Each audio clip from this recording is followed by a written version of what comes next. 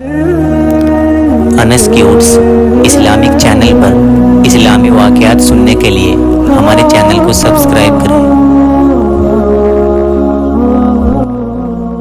بسم اللہ الرحمن الرحیم۔ السلام علیکم سامعین، امید کرتا ہوں آپ سب خیریت سے ہوں گے۔ اللہ پاک آپ کو اور آپ کے پیاروں کو سلامت رکھے۔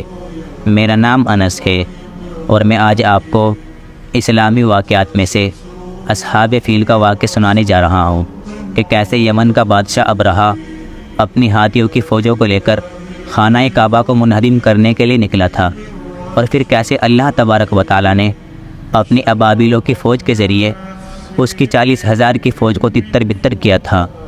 آج کی اس ویڈیو میں ہم اصحاب فیل کا پورا واقعہ سنانے جا رہے ہیں۔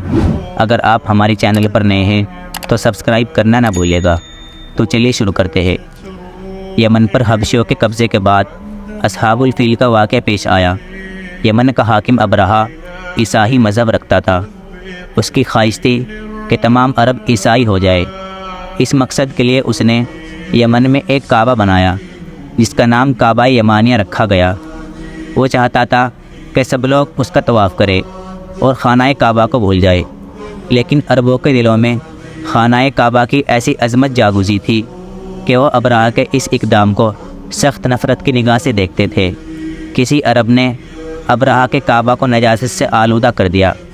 ابرہہ جو اپنی اس ناکامی کی وجہ سے پہلے ہی غیظ و غضب سے لبریز تھا، اس واقعے سے اور پاگل ہو گیا، اور اس نے خانہ کعبہ کو گرانے اور اس کا وجود ہی ختم کرنے کا ارادہ کر لیا تاکہ پھر لوگ اس کو بھول جائے اور اس کے کعبے یعنی کعبہ یمانیہ کی طرف مائل ہو جائے۔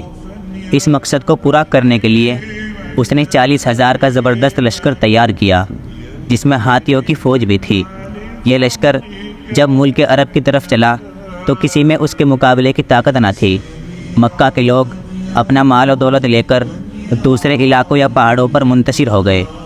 عبد المطلب جو اس وقت مکہ کے سب سے بڑے سردار تھے، یعنی حضور صلی اللہ علیہ وسلم کے دادا، ان کے کچھ اونٹوں پر ابرہہ کی فوج نے قبضہ کر لیا تو ابرہہ کے پاس پہنچے اور اپنے اونٹوں کی واپسی کا مطالبہ کیا۔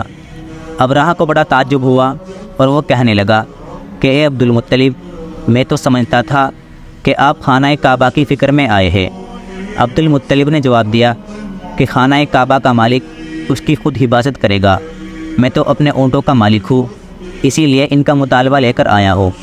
یہ سن کر ابرہہ نے ان کے اونٹوں کی واپسی کا حکم دے دیا اور حضرت عبد المطلب واپس آ گئے۔ ابرہہ نے ہاتھیوں کو آگے بڑھنے کا حکم دیا۔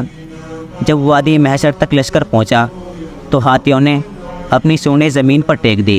تمام کوششوں کے باوجود ہاتھیوں نے آگے بڑھنے سے انکار کر دیا۔ ابرہہ کو جب یہ معلوم ہوا تو اس نے اپنی فوج کو حکم دیا کہ پیدل دستے آگے بڑھ کر حملہ کرے۔ اتنے ہی میں سامنے سے بادل کی سی ٹکڑیاں اٹھتی ہوئی نظر آئی۔ یہ بادل نہ تھا بلکہ ابابیل کے جھنڈ تھے جو چاروں طرف سے آسمان پر چھا گئے اور اپنی چونچوں سے کنکریوں کی بارش شروع کر دی۔ وہ کنکریاں نہ تھی بلکہ چھوٹے چھوٹے ایٹم بم تھے جن کو اللہ تبارک و تعالیٰ نے اتنی طاقت دی تھی۔ جس شخص پر وہ کنکری گرتی تھی اس کے بدن کو جلاتی تھی اور گلاتی چلی جاتی تھی۔ ابرہہ کے تمام لشکر اور ہاتھیوں کا انجام ہوا کہ وہ کھائے ہوئے بھوس کی طرح ہو گیا۔